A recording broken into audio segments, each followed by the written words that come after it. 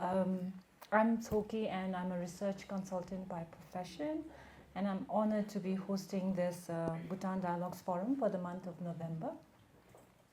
And a warm welcome to all, both in person and those joining online. Following a very long break, as you all know, Bhutan Dialogues is thrilled to be back. But before we delve into our conversation for today, let me take a moment to just perhaps provide reasons why Loden Foundation organizes these dialogues.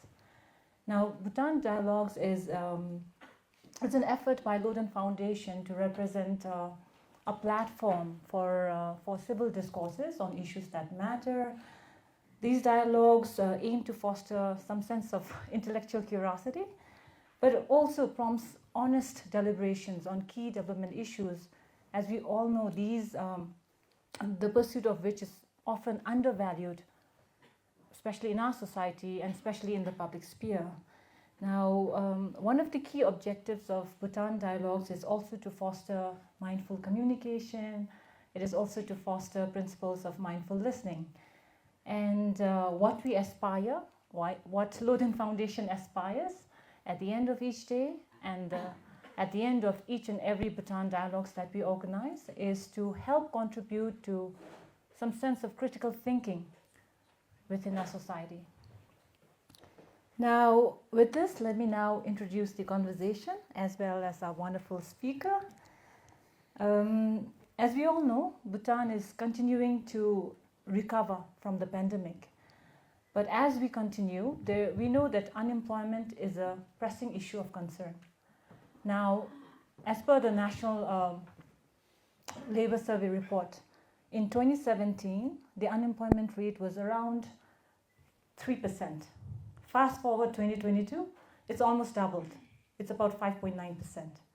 And if you were to zoom into the young crowds, that is those aged between 15 to 24 years, we know the trend worsens. In 2017, the youth unemployment rate was around 13%.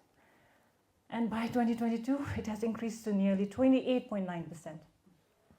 So yes, nearly 1/3 of the youth population in our country is unemployed. It is really a tough time for job seekers. Now, in such a scenario, we all know that entrepreneurship has emerged as a promising avenue for addressing unemployment. And for this reason, today, the conversation for our topic is going to be on the pivotal role of entrepreneurship and whether we are doing it right. And when it comes to discussing entrepreneurship, I think we could not have asked for a more fitting guest. We are absolutely delighted to have with us Gérard Tardy, who is the co-founder of Loden Entrepreneurship Program, as well as his wife, Anne Tardy, who is currently in the audience.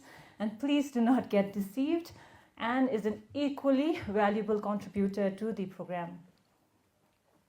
Now, Gérard and Anne Tardy took this initiative back in 2008 to launch this Loden Entrepreneurship Program, and since then have remained a very strong supporters for over 15 years. They are also two of the main sponsors of Loden Youth Scholarship Program, which has helped many of our Bhutanese children achieve their educational dreams. Now, in their roles as co-founder of Loden Entrepreneurship Program, both Gérard and Anne, they've traveled to Bhutan for numerous times, maybe 25 times is what I hear, to engage with entrepreneurs, to engage in the entrepreneur selection process, to connect with entrepreneurs, to provide all their time and resources to help mentor the aspiring entrepreneurs of Bhutan. Now, professionally, if I may share a bit about Gérard, he's an international investor with over 35 years of experience and has been a pioneer in the development of venture capital in Europe.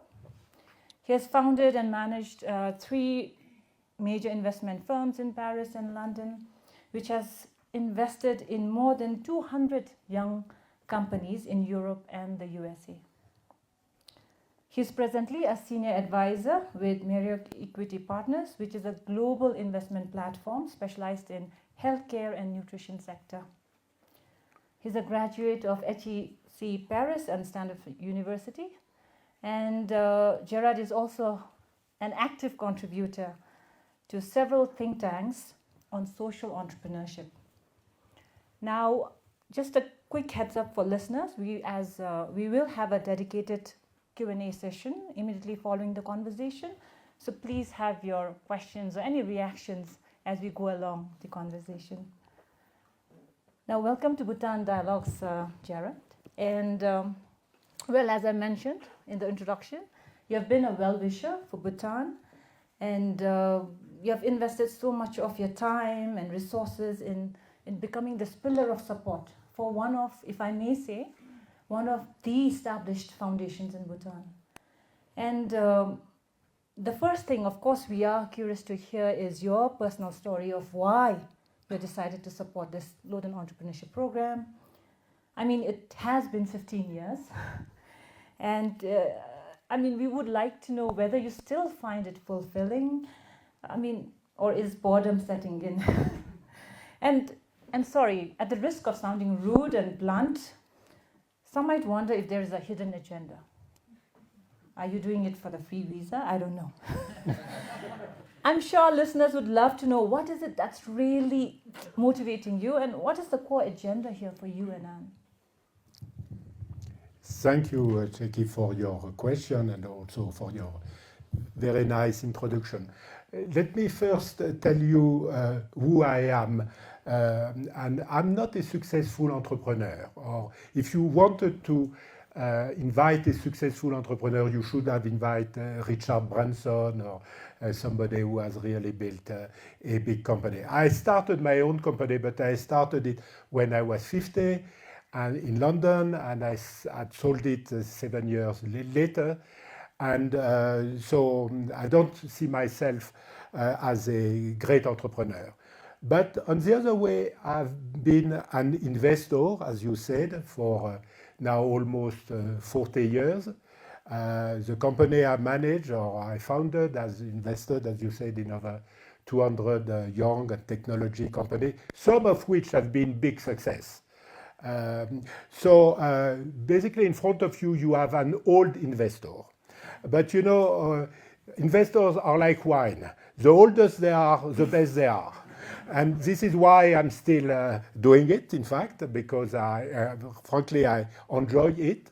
And the people who employ me seems to think that even with my old age, I'm still contributing in investing in company, in technology, which frankly, often I don't understand, you know, in biotech or things like that. But I still consider that, or they still consider that I have a role to play, especially in assessing the management of the market or things like that. But you ask more about our personal journey with Anne. The whole thing is basically an accident. It was never a big plan to build, you know, Lowdown Entrepreneurship Program and all that. It all started because Anne wanted to have a teacher of Tibetan when Dr. Karma Punso was in London, and Dr. Karma Punso became the teacher of Tibetan language to Anne. We developed a very strong friendship. We were living in London at that time. And when I had sold my company in 2008, I was looking at the next step. And I was interested by this idea of social entrepreneurship because it was not only in the news, but I thought it was something of real interest. And discussing with Dr. Karma, basically walking in the mountain, we said, why not in Bhutan? And Karma said, why not in Bhutan? And so I came here doing a kind of feasibility study. I met a lot of people explaining that we would give, at the beginning we thought even giving grants, but then loan to young people to start their business. And the frank answer is that there was no enthusiasm at all. People were saying, really, you know, entrepreneur, but they don't exist in Bhutan. I said, but maybe, no, they said Bhutan is too small. I said, some small countries have built big companies. No, they say it's too small. And anyway, everybody wants to enter the civil service. And if you lend some money to young people who want to start their business, they will not do it, and then if you are successful, the government will take it out of you and all that. So I could list maybe 10 reasons not to do it, but there was not, I would say, the big reason not to do it. So we basically started as an experiment, and frankly, in my mind was the idea, maybe we will do it for 2 or 3 years, and then it will not work. And we were very surprised by the success. We recruited Dorji Tashi, our first leader of Loden. We received business plans. The business plans were good. We invested, we lent money to 8 young entrepreneurs, the first batch. 7 of them were good. So and then it grew up, The lesson I want to just finish my answer, long answer, is that there were 2 things which I think are also good for the business. First of all, the timing was right. We did it not too late, not too early, and this is one of the key, success criteria of a business, the timing.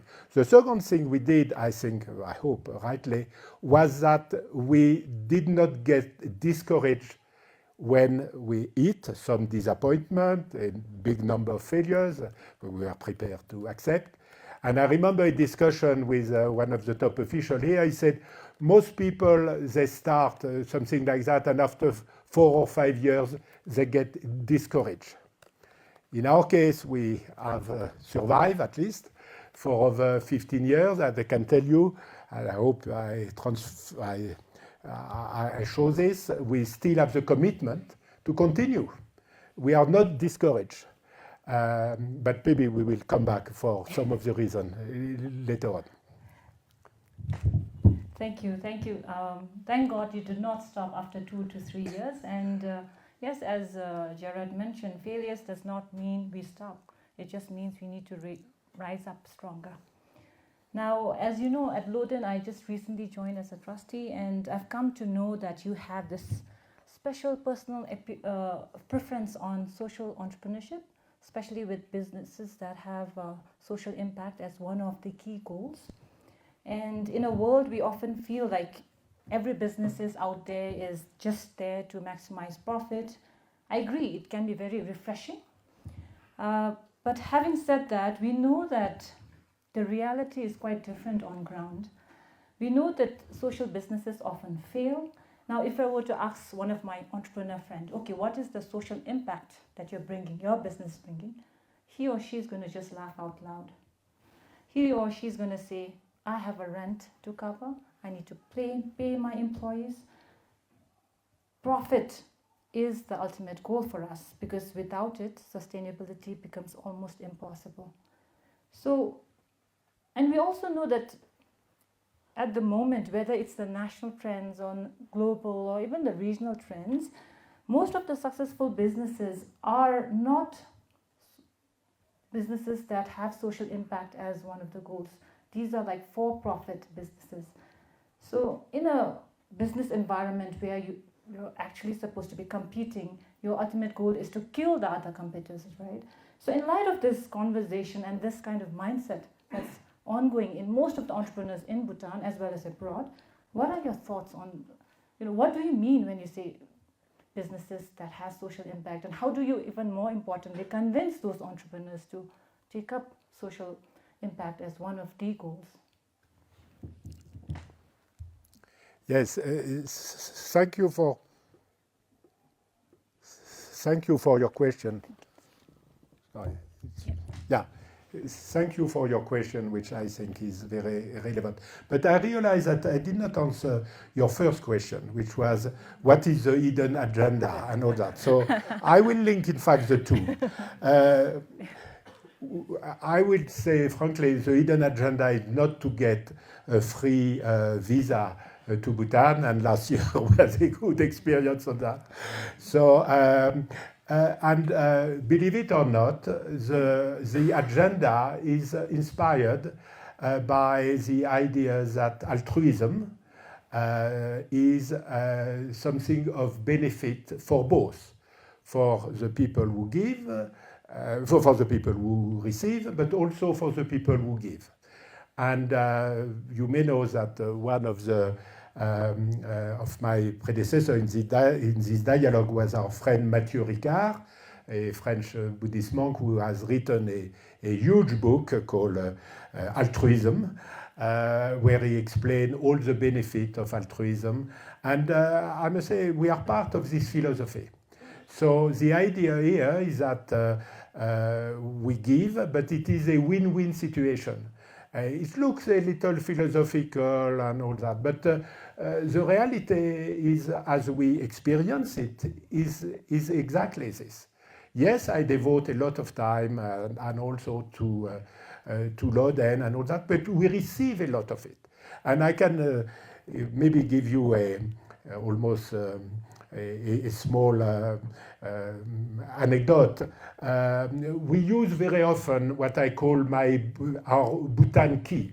When I have a conversation, including when I work for Merieux about some investment and all that, people who look at my LinkedIn and all that suddenly start saying, "Oh, I realize you are doing something in Bhutan," and then the conversation totally shifts to Bhutan, and for maybe 2/4 of the hour, people want to know how to go to Bhutan and all that. We forget completely about the first topic of our conversation.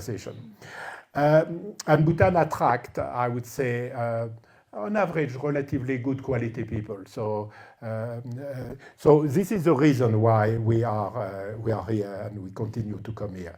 But there is a link with social entrepreneurship, because I think obviously when you do business, you have to focus on the success of your business, and I would say strongly, social entrepreneurship is not an excuse to do bad business.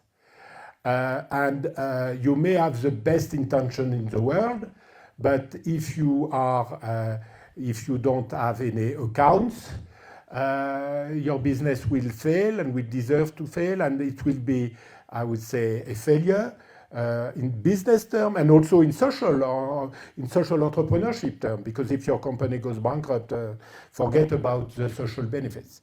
So I think a lot of businesses, the first priority of a businessman is to be successful in his business, which means accessing the market, make profit and all that. But then comes a second question. Is that what do you do with, I would say two different questions. One would be, what do you do with your profit if you are if you manage to be profitable over a number of years and all that? Do you just keep it, or do you start giving back to the community and all that? And many companies are starting to do that, to give. The second reason to do that, which is often, I would say, the first reason to do that, is because is for the motivation of your employees.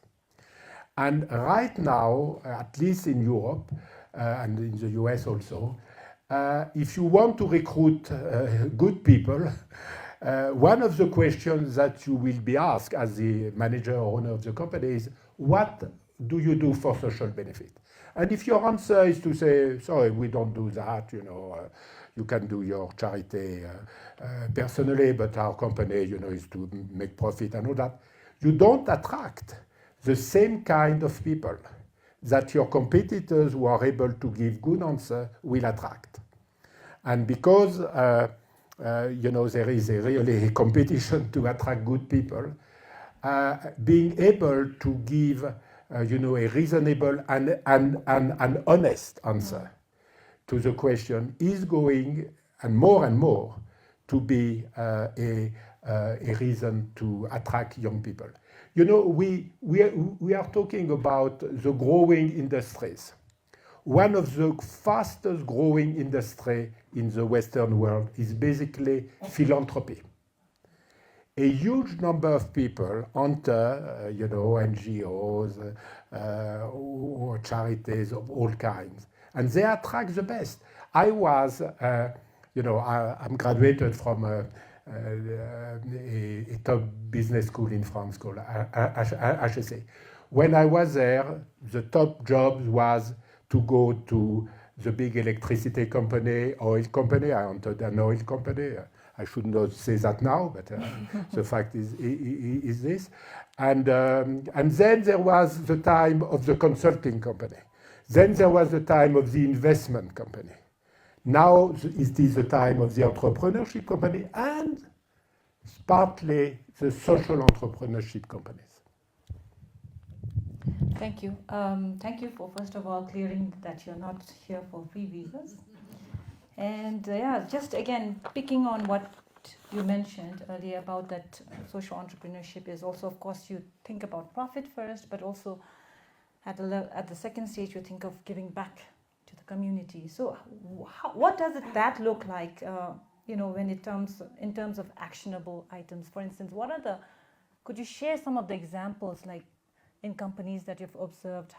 What does social entrepreneurship look like? Where do we contribute in?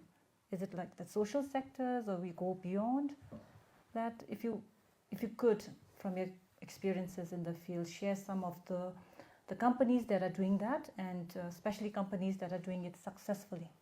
Where are they contributing in? Yes, as you said, I'm very interested by this subject. And obviously there is no, I would say, commonly agreed definition on what social entrepreneurship is exactly. After all, creating employment is a social benefit. Creating, a useful service, which is transforming the way the business is normally done, for example, through a digital service which avoid people to make long queues and all that. It is a social benefit. So you can have a broad definition of social benefit. You can have also a narrow definition of social benefit. So in a way, it's a little blurred world. But it's in Loden, when we assess a project, we are looking again at the economic viability of the business, but we have a discussion about what is the social benefit. And it has two consequences. First of all, we decide, rightly or wrong, to avoid certain businesses. It may be unfair for some of these businesses, but for example, we will not invest in a retail company. Okay, many people do just retailing, they buy products, they sell it back, they take a small margin. It's a perfectly acceptable business, but I don't see truly what is the huge social benefit of it. We will not invest in environmental damaging companies. We will not invest in tobacco. We will not invest in drugs. We will not invest even in alcohol, even if it can be a very profitable business, and so on. So there are a number of sectors that we don't really support, and we try to work in sectors where we think, in broad term, Bhutan will benefit for agriculture, for arts and crafts, and so on. We have a number, I'm not going to mention them all, but we have a number of companies which, if I'm asked, who are your social entrepreneurs and so on, I can mention, because I visited them on Friday, but Leka Dairy Delight near Paro. He gives back 10% of his profit to different charities. He has a big program. I can mention again, because I met him yesterday, Sonam Norbu, who started a parkour. He's doing a lot of things for young children. I could mention Lekidawa of Bhutan Alternative, who has also given a lot. I know that Sarchen of iBest is doing also a lot for different social programs, of course, Karma Yontem, Sanget Sering, and so on. So I would say among the 275 Loden entrepreneurs. There are probably 20, 30, 40 who would deserve after an assessment, which by the way we are just starting, okay, which would deserve to be really a social entrepreneur. But you could also, I think maybe it could be interesting that I mention example abroad. And I have, I must say, a favorite example, which is a company called Patagonia. You may have heard of it. It's a company which is selling sport goods. They have been innovating in the field of rock climbing. It was started by a Franco-Swiss guy called Yvon Chouinard. It's a company which has the status of B Corp in the US. So it's a company which has stated in the goal of the company that they are not there to make profit, but they are there to make their employees very happy. They are there to provide a service to the world, and they are there also to protect the environment. It's a company which has been on the first page of the New York Times, I think 2 years ago now, because Monsieur Yvon Chouinard has decided to give his company to a foundation which is going to continue the company for a further time. And in this world where of people like, let's say, one of his competitors is North Face, another big competitor would be in part of the sports, Nike and all that. Patagonia has taken a different route. They have taken, for example, advertisements which were relatively famous because when you enter the store, they basically say, don't buy this jacket. You have already a jacket like that. Repair your old jacket. So they were a little pushing, I would say, against even consumerism. But from a business point of view, I can say that Patagonia sales are probably around $500 million. And when the company was given, I would say, to the foundation, the transaction was $3 billion. So it was also a very successful company. So you can make good and also be successful. They are less successful than North Face, but they are still quite successful. Thank you. Yes, thank you so much. I think especially on reminding the businesses here that the first initial start is perhaps to use at least certain percentage of your profit for corporate social responsibility. So that's a good start, and then there's going to be a snowball effect towards other sectors. Now I'm going to shift gears a bit and try to look at the problem space, the challenge space in terms of the entrepreneurship landscape. Now there's this ease of doing business. It's a ranking mechanism. It was developed by World Bank. And Bhutan, it essentially measures the conduciveness of a business environment in a country. Now, Bhutan has been slipping off its ranks in the past decades. And I think if I remember correctly, it was in 2019 around 89th. Now, given that you've made 25 visits here, worked more than 15 years, from your point of view, what are the top 2-3 challenges or hurdles or obstacles that the entrepreneurs are facing in Bhutan? Yes, I've been coming here especially for this entrepreneurship program each year and often twice a year since 2008. And I've seen the progress of Bhutan. But to give a very frank answer, Bhutan is making progress, but everybody in the world is making progress. So it's a race. It's not a race where you are making progress and the others are static. It's a race where everybody is making progress. I can talk about my own country, France, which was known worldwide to be very bureaucratic and tax. France has done tremendous progress over the last 15 years. One of the progress being that most French people now speak English. So, so everybody is doing progress. Everybody is trying to attract young entrepreneurs. Everybody is doing.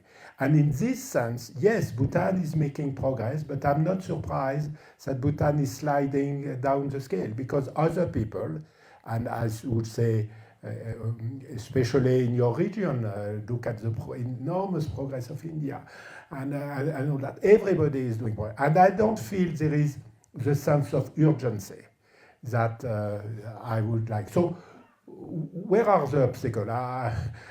You know them much better than me, but I would say bureaucracy is, each time I talk with an entrepreneur, bureaucracy becomes one of the very first topic. The banking system, which is making progress, but again, very, very slowly compared with the rest of the world. And maybe also the access to land and the ability to secure a place or to really start your business.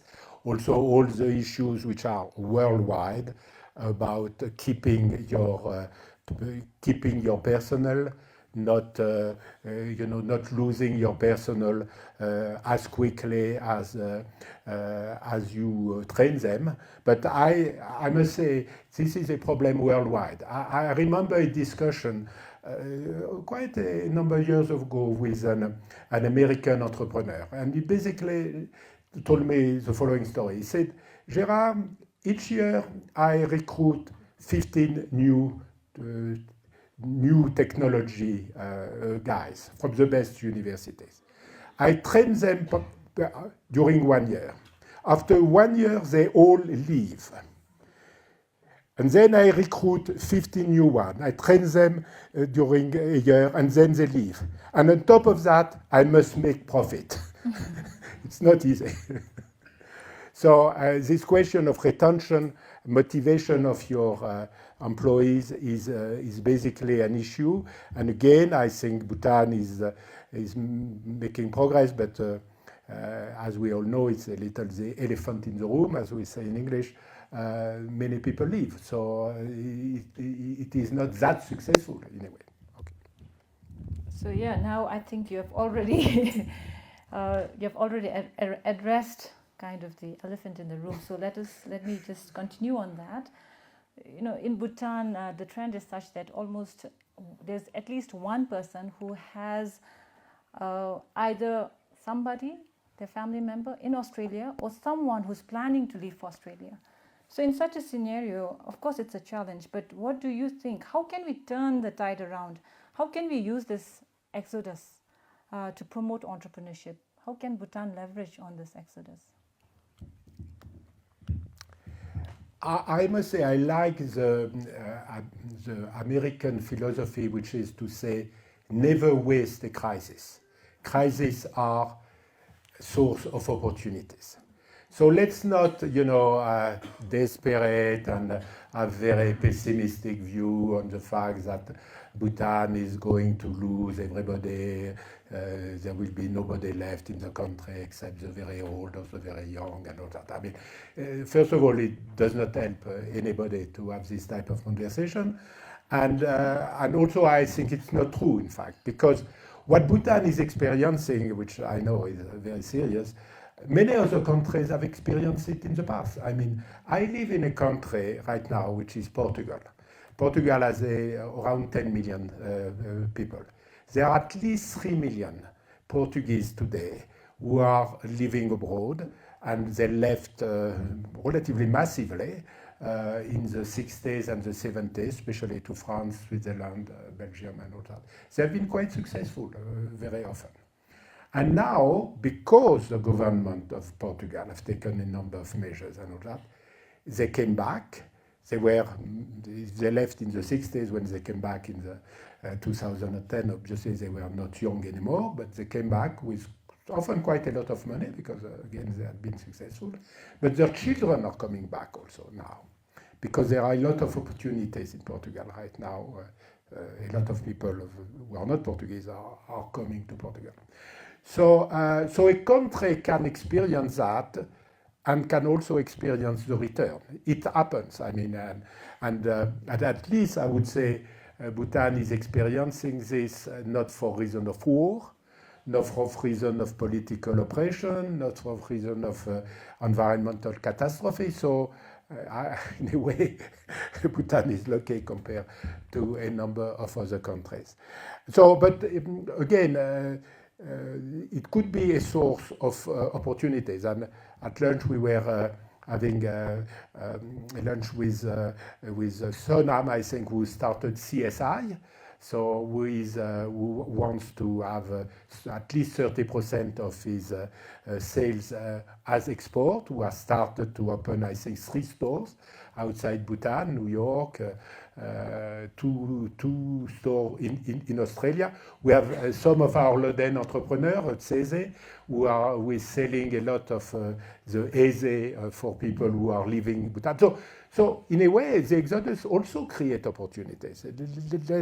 Let's face it, Bhutan, it's a little ironic to say, but one of the export success of Bhutan are potential entrepreneurs.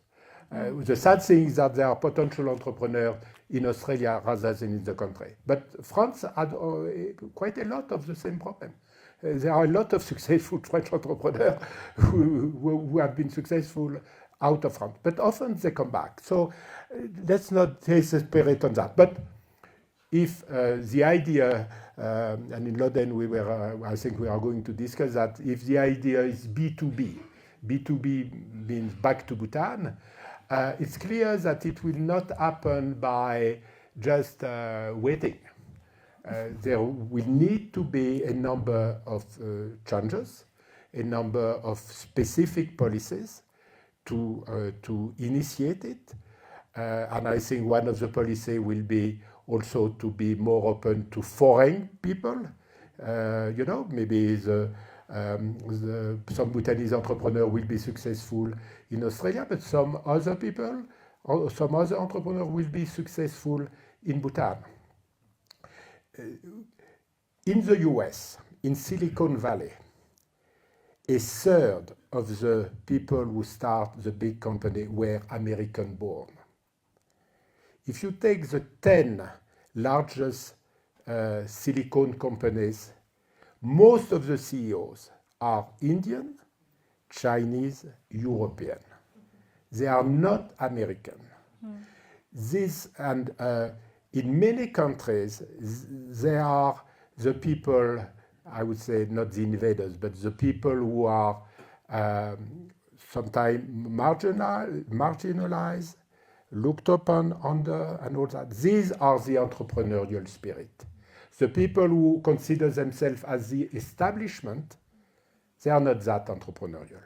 And this is true everywhere. So I think Bhutan at some point will have probably to accept that some people, I don't know, Ukrainians, Serbian, Palestinian, and all that, will start businesses in Bhutan. And you may be surprised by their success. Thank you so much for giving this positive light, which is often been shared in a negative light, especially in conversations. And also to share that perhaps for Bhutan, it's time for a diaspora policy moving ahead. Now, I would like to connect back to one of the statements that you made earlier on the challenges in the problem space, and you mentioned, access to loan, access to capital and that's something we often hear. Access to capital. We don't have enough assets, mortgages to actually invest. There are a lot of youths, aspiring entrepreneurs who have very good ideas, but investment is always an issue. Access to capital is always an issue. So what are your thoughts on that? What is your advice, and what more does Bhutan need to do? I understand LEP was one of the solutions for that, but what more does Bhutan need to do to make access of capital easier? Bhutan needs to do a lot. So I would start maybe by saying that to be successful, you need an ecosystem. Bhutan, as part of this ecosystem, for example, for startup, I think there is now an environment where you see a lot of new startups. So At the startup level, I know that by many initiatives, we have been one of them, probably the first of them, but now there are many other people. There is, I would say, the beginning of a good ecosystem. But then there is there is the issue of scale up. Okay, some companies deserve to remain small. This is their objective. This is how they will stay as a good social entrepreneurship. I mean, if you have a farm, you are probably going to stay, you know, a relatively modest farm, and it's perfectly valid. And this is why you have received a loan, and we just expect that it will be repaid. Okay, but some companies have a potential to grow, and this is, I know, a subject which is difficult in Bhutan, because if you want to raise more money, then the source of capital becomes very, very scarce. And on that, because hearing about the challenges is fine, but where are the solutions? One of the solutions, in my limited view, is that the rich people of Bhutan should do more. The rich people and the corporation of Bhutan. And I can take frankly, my own example. I started doing what is called in France, or in the Western world, corporate venture capital. Corporate venture capital is when a large company, in my case, at the beginning of my career and at the end of my career, a large company decides that there are a number of new technologies, new ideas that does not come from the company, but will emerge from outside. Because large companies are good at many things, but they are not very good at innovation. And the best people in large companies say, okay, for example, take the example, I'm in now a pharmaceutical company. They have big research and development groups, but the fact is that the people who invented the vaccine against COVID were Turks in Germany and a Frenchman in Boston. Okay. They were not the Roche, they were not the big names. It was invented by people nobody had heard before about this RNA messager and all that. So the big corporations say, okay, we know that our people, even if they are good, they never find the new thing. Other people will find the new thing. We need to find them early, because when they are big, it's too late anyway. Okay. So, and we will put little money, and probably not only in our country, but a little outside also, to look at these new ideas and all that. Some of them will fail, but if a few of them are successful, we will learn, first of all, and we probably make money. So the main objective is not to make money. Clearly, they have the objective not to lose money, but not making a lot of money, but making opening their eyes on the world. Okay, so the corporation do that, and to my knowledge, none of the names of Bhutan are doing it, but also the rich people, because I'm told all the time, you know, the rich people, they don't want to take risk and all that. Not taking risk is, in fact, taking a big risk, because nothing is sure anymore. You know. You think you have invested, you know, in a very safe big companies, and then you read in the newspapers that there is a huge scandal and all that. And I think the rich people of Bhutan should at some point feel, and we come back to this idea of social responsibility, should have a kind of social responsibility to do something for the entrepreneurs of Bhutan. It's a kind of small cultural shift, but I've seen it happening again in my country, France, where you know, we have a few billionaires, and maybe 20 years ago they were not interested exactly like the Bhutanese today, and progressively they managed to invest, you know, in many of these groups, of these venture groups, and now I can say, in our case, Mérieux, 70% of our capital comes from rich families. When a bank wants to enter in Merieux Equity Partner, very often we say sorry. We prefer to have a rich family, but not a bank. So now the bank feel almost excluded from this world. And when you take the venture capital community in the US, it's exactly the same. The institutional investors are not that welcome because we find the money elsewhere. So yes, maybe this is one thing that Bhutan can do better in the future. Thank you, Gérard. So a very direct advice from Gérard here to the rich families of Bhutan, to all those big corporations of Bhutan.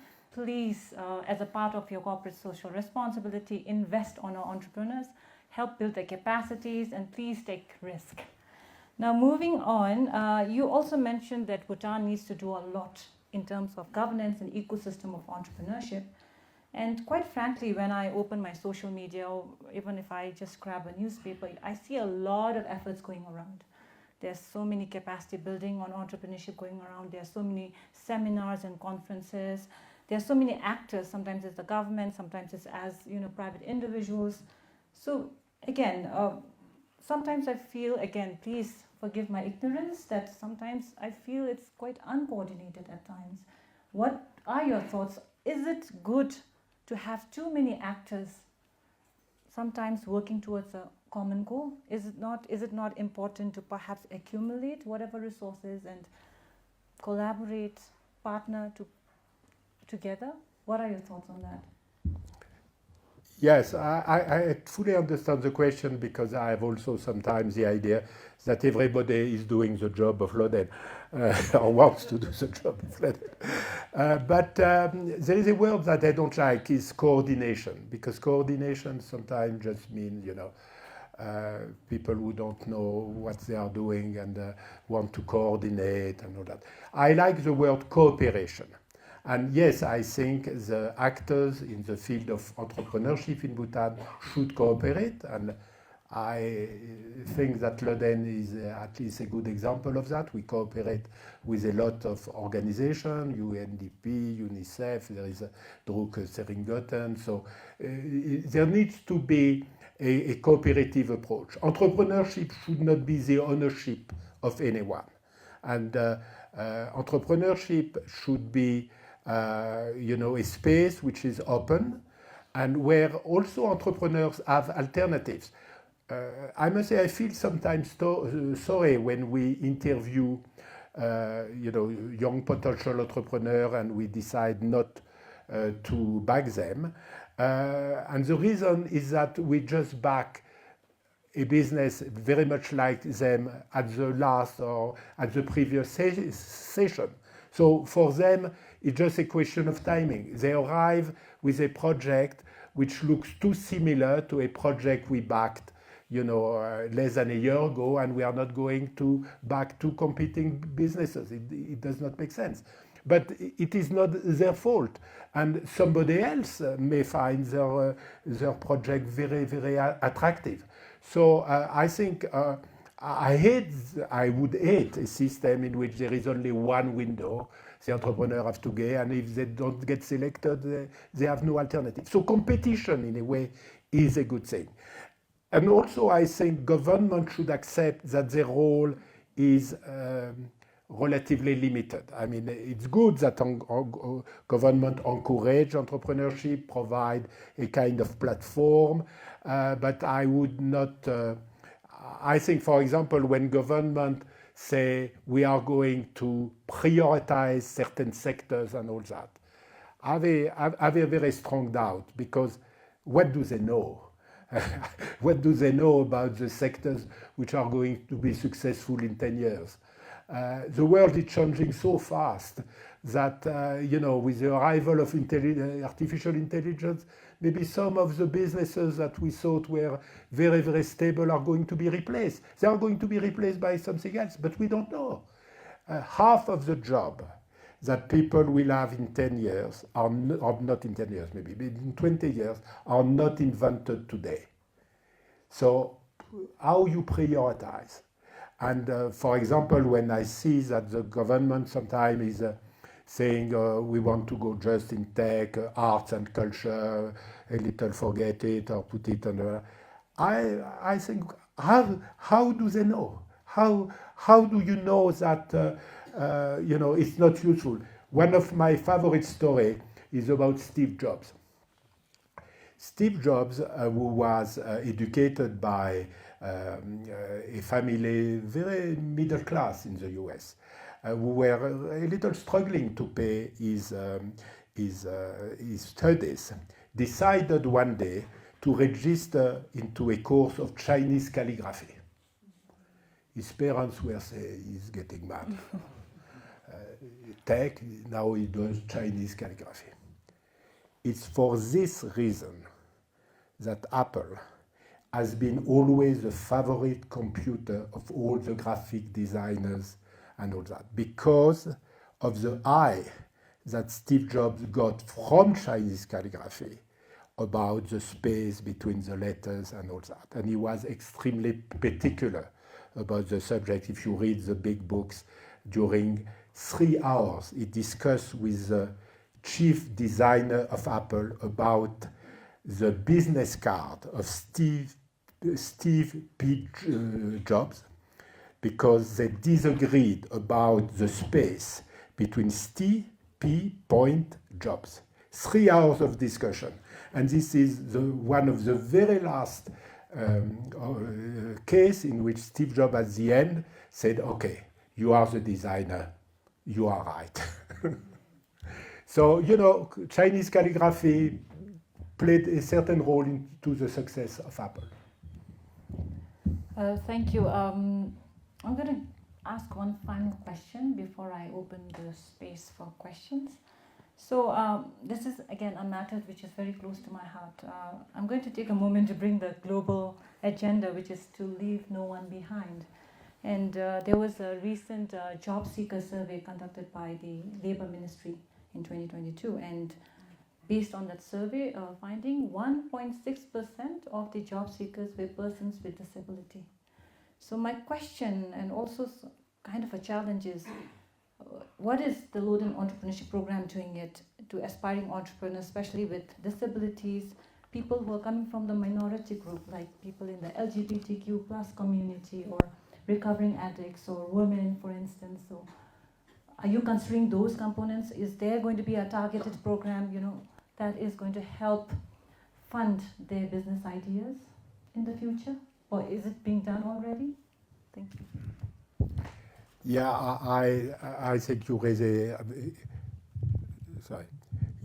a quite important question, and I really think that in Loden we take it seriously. When we do the interviews and all that, we have from time to time some people who are part of these communities. And in a number of examples, we made the decision to support their ideas, knowing in advance that the chance of repaying the loan and all that were not perhaps as high that in other cases. For that we have developed also the idea that in these cases we rather make grants than loans.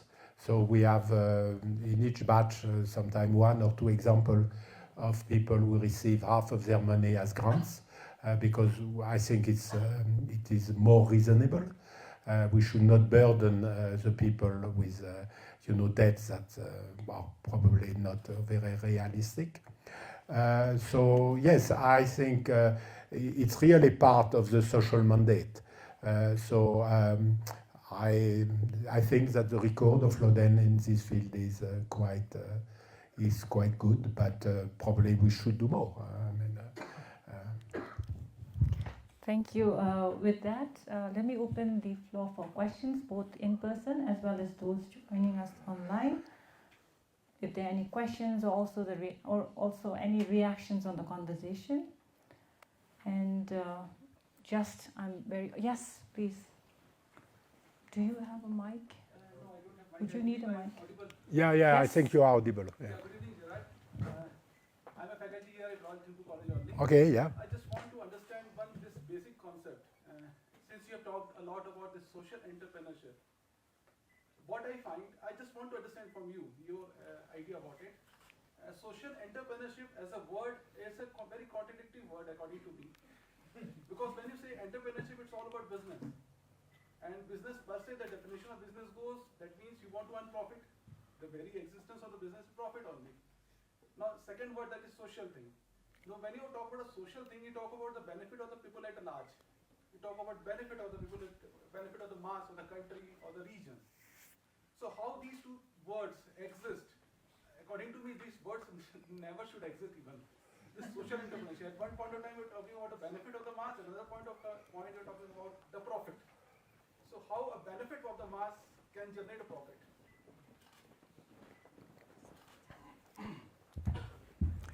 I think there has been a debate, or there is a debate, about this for quite some time. In the investor world, where I'm part of, the purpose of the business was, is for probably a majority, to deliver profit for the shareholders. The ownership of the company is basically in the hand of the shareholders. Everybody else is just an employee or of the shareholders. So the only purpose of this of a business is to deliver the best possible return for the shareholders. Everything else is out. This is what, for example, a group of I would say rightist investment group in the US want to impose now, saying, for example, that if the company put in its mandate CSR, so social responsibility, then you should not invest in those companies, because these companies basically don't respect the view that the only purpose of the company is to deliver shareholders' return. This is a view which is more and more, I would say, challenged in the modern world, because the companies say this is a far too narrow objective. And they say they are not just the shareholders, they are the stakeholders. And who are these famous stakeholders? They are the employees, they are often the government or the institution which provides a platform in which they can operate, and there are some communities outside and all that. So I would say that except for a number of I would say people who want to just defend the narrow view, I think there is a growing consensus that a company should not just be for the benefit of the shareholders. And in many countries, you have now what they call the alternative model. The B Corp in the US are an example. In France, we have what we call les entreprises à mission. So where in the status of the company, in the statute of the company, you write expressly that the purpose of this company is no more just to serve the shareholders. Obviously, shareholders should get some reward, but also to serve other objectives. How many are there? I think B Corp now in the US maybe around 10% of the US corporations. But as I said, again, and I really believe in that, the main reason why there is this shift is the recruitment. I know, for example, that out of a business school, how many young bright will enter the oil industry? If I was, the head of the recruitment of British Petroleum, of Total, how can I convince a young top guy to enter Total today? Not easy, not easy, not easy. So this is the reason, I think, and of course, and if you don't recruit the top people, your business is going to fail. That's very clear. So, so there is a good reason, a good business reason to do it. Yeah. Thank you, Gérard. So yes, from shareholders to stakeholders, from short-term gains to long-term objectives. And it makes sense at the end of the day, because ultimately if the employees are happy, they're more productive. If you give more back to your community, who are the community? They are your clients.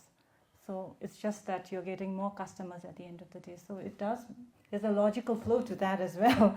Yeah, if I can make just something, because it's the head of Kyocera. Kyocera is one of these big Japanese companies in the field of electronics. He had a word which a sentence which I fully say. He said, "Business is very simple. You should make your customers happy. You should make your employees happy. Everything else you can forget." Thank you. And just as an information, I couldn't just stop but share about the Gross National Happiness Certification process, which is an initiative by the government of Bhutan. It's very similar to B Corp movement. So essentially certifying businesses that have some social impact goals in their agenda. Do we have any other questions? Do we have anyone online? If not, I do have some more. Yes? We have one question from online here. How is the entrepreneurship ecosystem different in Bhutan and France, and what can we learn from each other?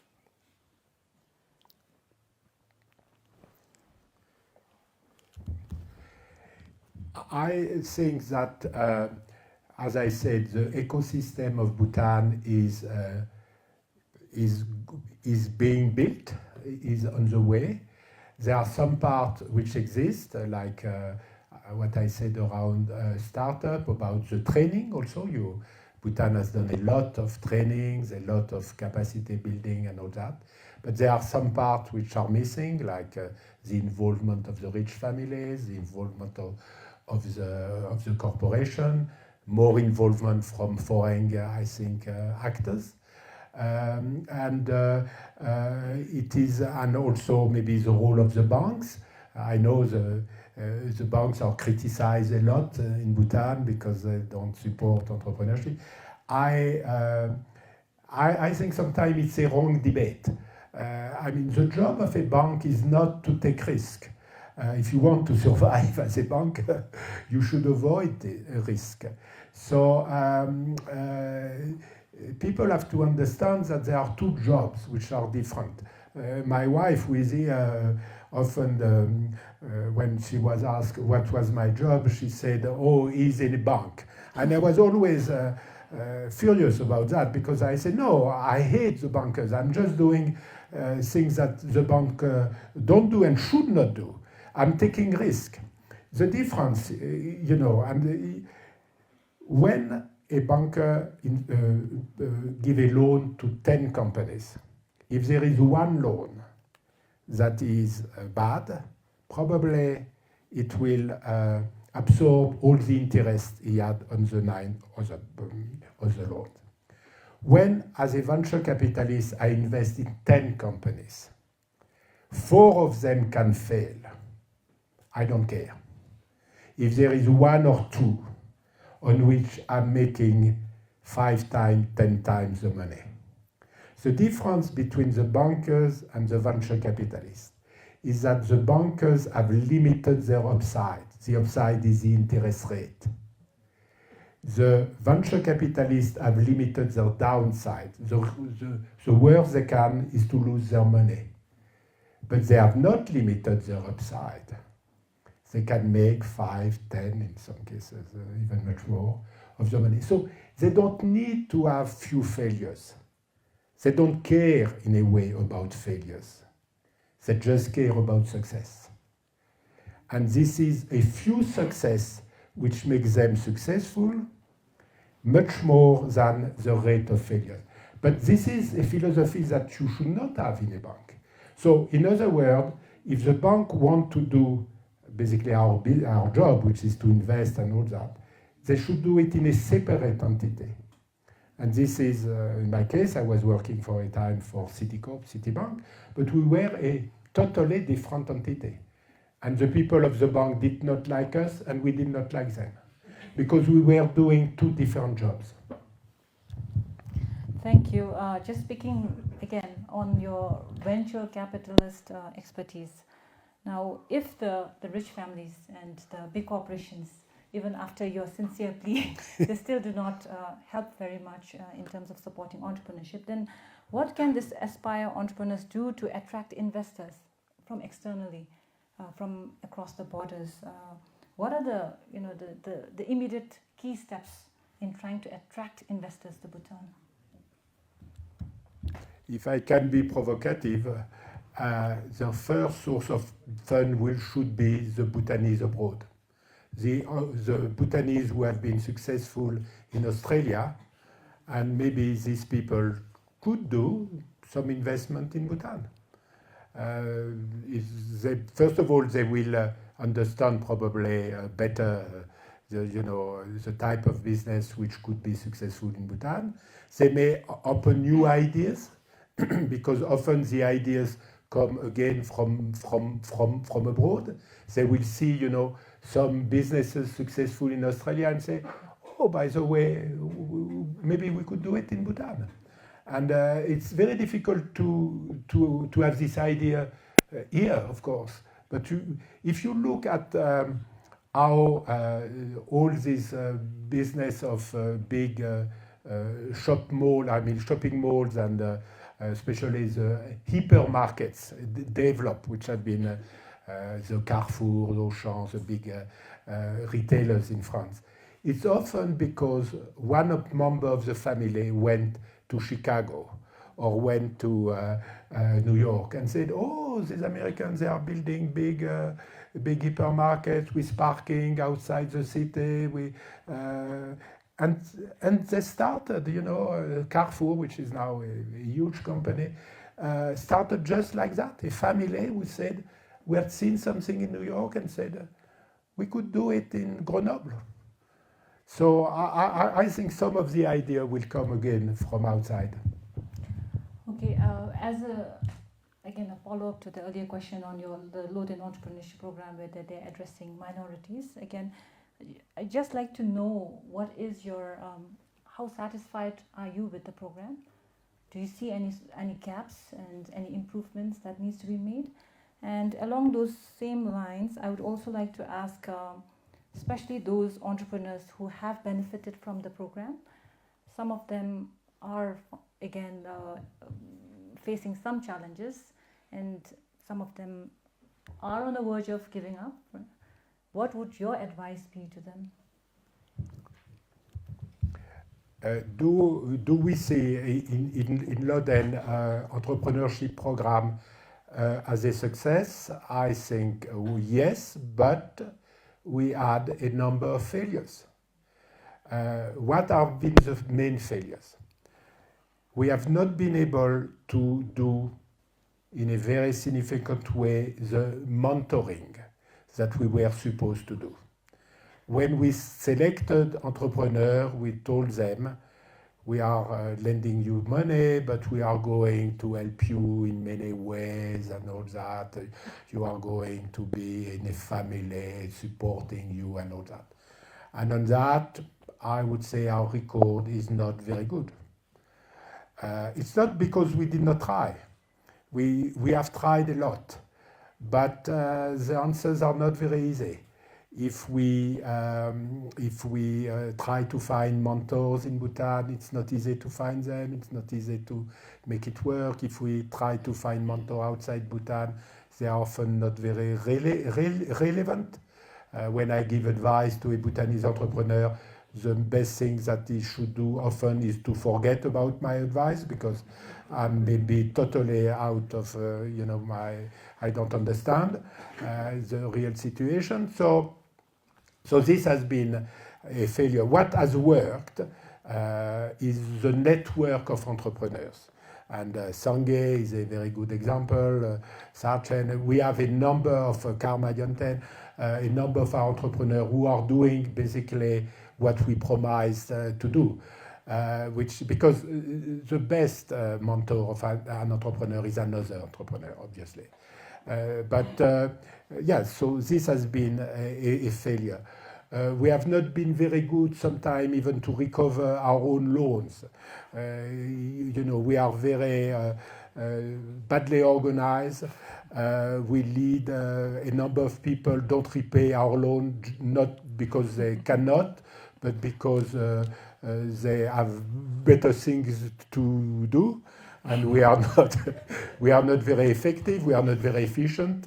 We are so this is not very good. We have a high percentage of non-performing loan, and on our board for a while we had one of the top bankers here, and he said, "Oh la la, your number of non-performing loan is very, very high." And one day I said, "We are proud of it. We are proud of it because this is exactly the reason we exist. We enter this business knowing that we will have a number of non-performing loans. But if we had not, it would just be another bank. And Bhutan does not need another bank. Bhutan needs people like us who are stupid enough to accept that they will lose a big part of their money. But our pride is that we manage to find other people as stupid as us who are providing this money that we lose. And they know that we are going to lose them, to lose this money. When I go to you know, a number of European investors and I tell them about Bhutan, I said, are you able to contribute and all that? They very scarcely say, oh, Gérard, yeah, no, because most of the money will never be recovered. I say, yes, you have to accept that, but this is the reason why we exist. Thank you so much for sharing the limitations of the program. I think the first point towards addressing is acknowledging the limitations. So I think LEP is already there. Now we've come to the final reflections, and during your reflections, I'd like you to perhaps recommend something that has inspired you. A book, it could be a quote or a podcast that the existing entrepreneurs or the aspiring entrepreneurs could listen to.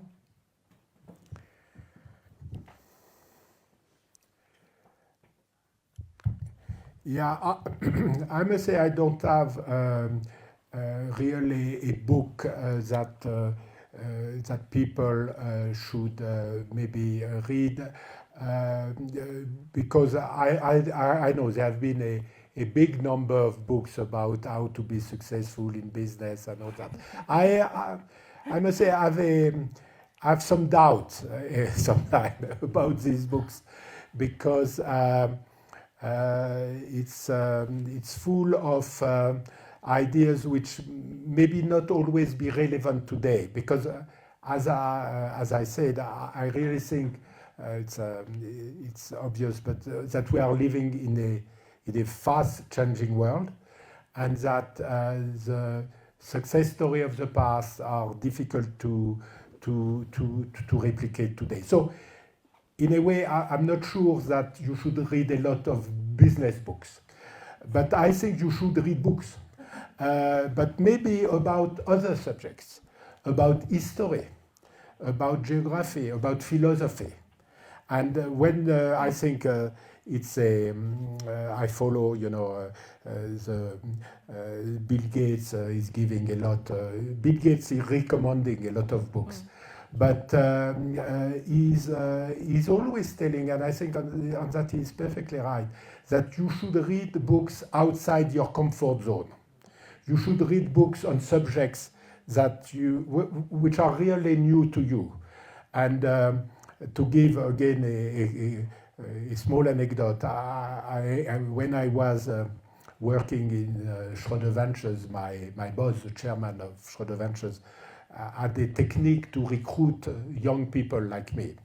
he was obviously asking them about their experience, ability to understand finance and all that. And then suddenly it changed subject, and he said, "What do you think about medieval sculpture in England?" Generally, the guy was totally stuck. And they said, "This is where I make my decision." You had different kind of people. You had the people who, wanting to look smart, started to explain to him. He is, by the way, one of the specialists of this subject, trying to explain to him about sculpture, of course. So that was not going very well, because he knew about it far more than this poor guy. They were the honest guy who said, "I don't know anything, sir, about the subject." There were other guys who were trying to find a joke or something like that. But what I mean by that is that I think in business you have to be prepared for the things that you should not be prepared for. And I think general culture, again, history, especially history, biography of top people, maybe also some spiritual reading, I think will help you more in business than reading the last book of the successful entrepreneur.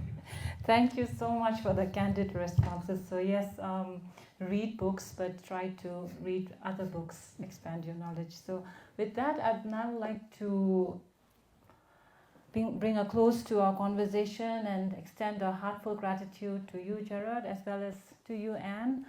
I think we genuinely feel that your friendship in Bhutan and your efforts to our youth has made and continues to make a tremendous impact on ground. And when we express our gratitude, please know that it also echoes the sentiments of more than 300 entrepreneurs who have benefited from the Loden Entrepreneurship Program, many of whom I'm very happy to know are now successful contributors to the Bhutanese workforce. And likewise, about nearly 80 of the students are receiving scholarships on their education. So for that, Namisami Karinchela. And I would also like to thank our audience here, both in person as well as those joining online. And also thank our president of Royal Thimphu College for giving us this lovely space. Let me reiterate that the deliberations such as these are a cornerstone of democracy, and Bhutan Dialogues is trying to keep that spirit alive. With that, we look forward to welcoming you back in December. Thank you for listening.